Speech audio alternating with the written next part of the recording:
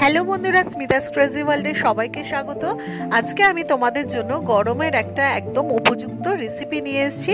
আশা করি রেসিপিটি তোমাদের খুব ভালো লাগবে। বন্ধুরা, এই বছর যা অস্বাভাবিক গরম পড়েছে তাতে কোনো কিছুই খেতে ভালো লাগছে।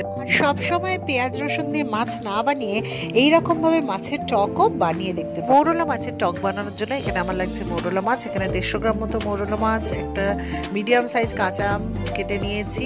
আচ্ছা, এখানে আছে সর্ষে বাটা, সাথে হলুদ, স্বাদ মতো লবণ, 2টো শুকনো লঙ্কা, সামান্য মেথি।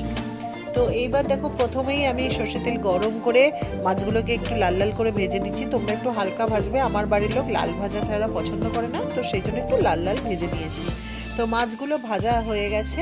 দেখো, এবার আমি কড়াইতে খুব সামান্য পরিমাণে তেল দিয়ে দিচ্ছি, কারণ এই মাছের টক বানাতে বেশি তেল লাগে না। তো তেল গরম হয়ে গেছে, এবার এর মধ্যে দিয়ে দিচ্ছি আমি একে একে মেথিটা একটু হালকা যেই ফুটতে লাগবে তারপরে দিয়ে দেবো আমি 2টো শুকনো লঙ্কা, সামান্য ফাটিয়ে দিচ্ছি লঙ্কাগুলোকে। তো লঙ্কাগুলো আর মেথি যখন আমার মোটামুটি ভাজার সুন্দর গন্ধটা বেরোবে, সেই সময় আমি দিয়ে দেবো কেটে রাখা কাঁচা আমগুলোকে।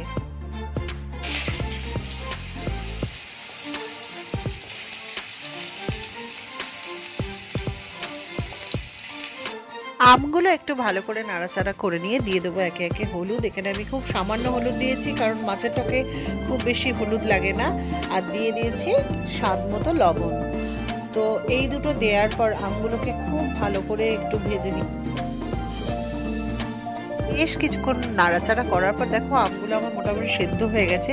এই সময় আমি দিয়ে দেবো সর্ষে বাটা যেটা ছিল, সেটাকে আমাকে প্রথমে ছাঁকনি দিয়ে ছেঁকে নিতে হবে, কারণ গাঢ় সর্ষেটা নিচে দেওয়া যাবে না।